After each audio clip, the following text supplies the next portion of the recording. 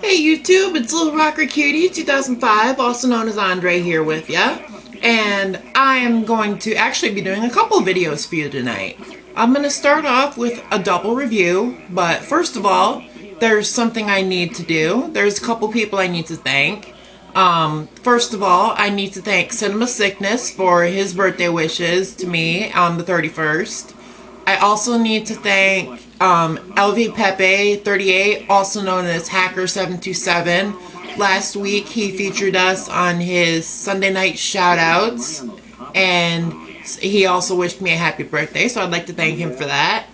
Also on my birthday haul, I got a comment from Matt, Ramble Raft for Life, wishing me a happy birthday, so I also want to thank him. And now I'm going to get into the review, but I'm going to kind of edit this together, so I'm going to cut right here, and then when I come back, I'm going to start the review.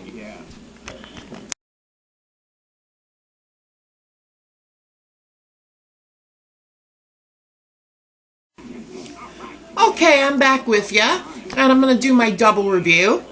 First of all, this morning, I watched Fritz the Cat. Now, this was the first X-rated cartoon directed by Ralph Bakshi. It was his first animated feature, and basically it was based on the characters by Robert Crumb, and basically he did this movie to get the funding and experience to work on his next movie, Heavy Traffic, which I may watch again and do a review of pretty soon. But this is actually a spoof of life in the 60s, the hippie culture and all that. You know, Fritz, he's an NYU student, and he's going through like all the experiences of life as like a hippie. You know, there's a bathtub orgy in the first 15 minutes, a lot of drug use, a lot of sex. Let me just say that this movie and the sequel, which I'm also going to review next, they're not for kids. Like it'll say on the poster I'm going to show before this review starts, it's not X-rated for nothing. But I would say if you're over 17, this is a good one to really check out if you want to experience something different. It's one that I really got into, but it's kind of odd because it jumps all over, kind of like the sequel does. You know, like I said, there's the bathtub orgy, and then Fritz is on the run from the cops. He has experiences in Harlem and ends up causing a riot. He tries going on the run to San Francisco, but the car breaks down with his girlfriend, so he leaves her. He ends up meeting this female horse and this heroin-addicted rabbit who's like a neo-Nazi. And they basically blow up a power plant.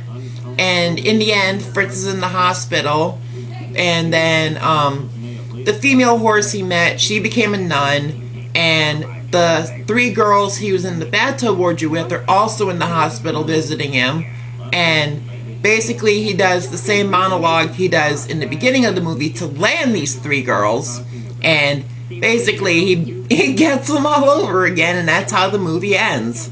But if you're over 17 or 18, it's kind of an enjoyable experience. It's fun to watch, like, once in a while. I'll say it's a guilty pleasure of mine, and it's one of them that, I don't know, you kind of have to really pay attention, because like I said, it jumps all over, and there's all sorts of different things going on, so you really have to pay attention. But it's a short movie. There's all kinds of different filler scenes. You know, Ralph Bakshi, he was known for the filler scenes in this and like Heavy Traffic. But basically what happened when this movie came out was the X rating garnered a lot of controversy and helped it gain a lot of money at the box office. But it pissed off Robert Crumb, so he basically killed Fritz off in the comics. And according to one of my friends on Yahoo, he actually told me in the comics Fritz was stabbed in the back of the head with an ice pick, and that was how he got killed.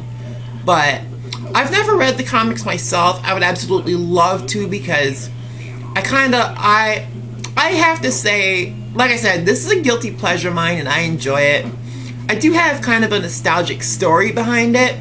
the first time I saw it, I was like 12 years old, and this video store here in Houghton Lake had it. They put it in their comedy section, and even on the rental case, it said rated X. And I'm thinking, why isn't this in their porno room? But I rented it and watched it, and my mind was just blown. And when I found this on DVD a few months ago, I had to have it. And of course I got the sequel to go with it, and I'm gonna review that, so. But anyway, that's my review of Fritz the Cat, and stay tuned for my review of the sequel, which, like I said in the intro to this video, this will be edited together. It's a double review, but this is Little Rocker Cutie 2005, also known as Andre. Stay tuned for my review of The 9 Lives of Fritz the Cat, and I will be right back with you.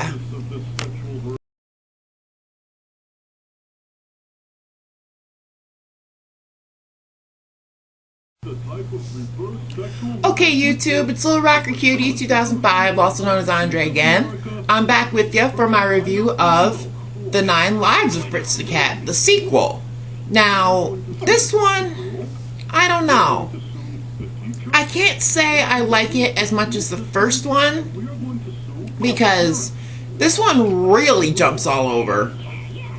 And it's got a lot more drug use, pretty much, because he's smoking catnip, but basically even in the beginning, he's married, he's got an old lady who nags on him constantly, and even she mentions, where do you get the money to buy all this grass? And then she mentions Acapulco Gold, so you know he's smoking weed.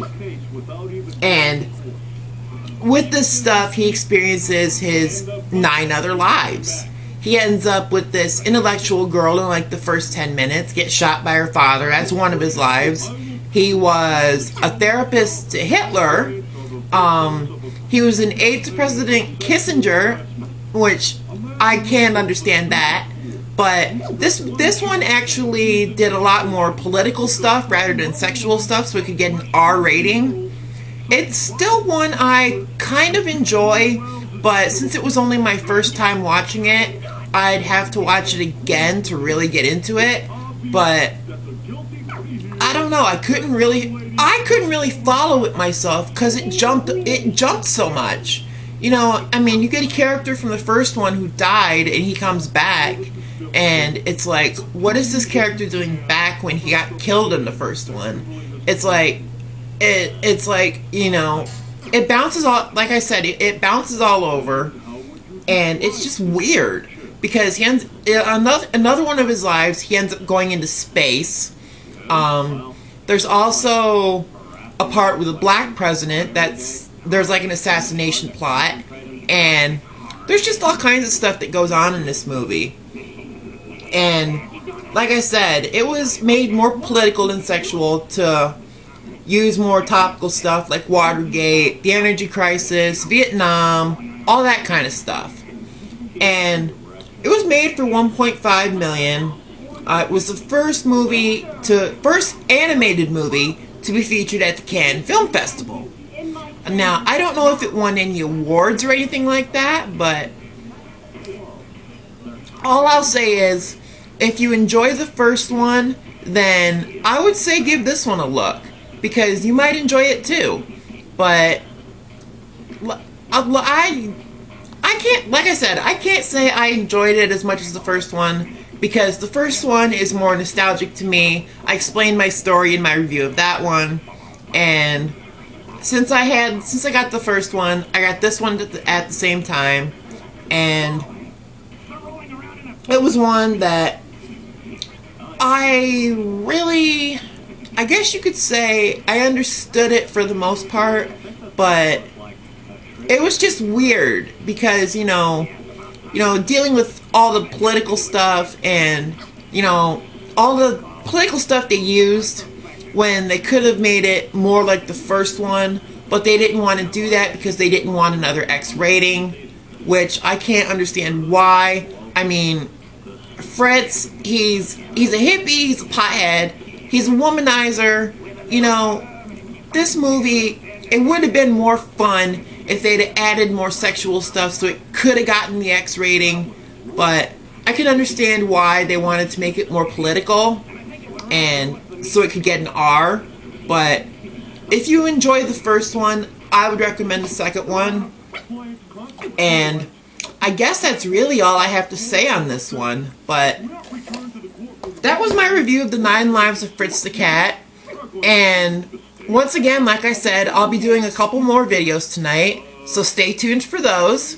Once again, this is Little Rocker Cutie 2005, also known as Andre, telling you to enjoy life, enjoy some Skittles, enjoy some Starburst, and in the immortal words of my partner Buffy Xenaman, eat that chicken.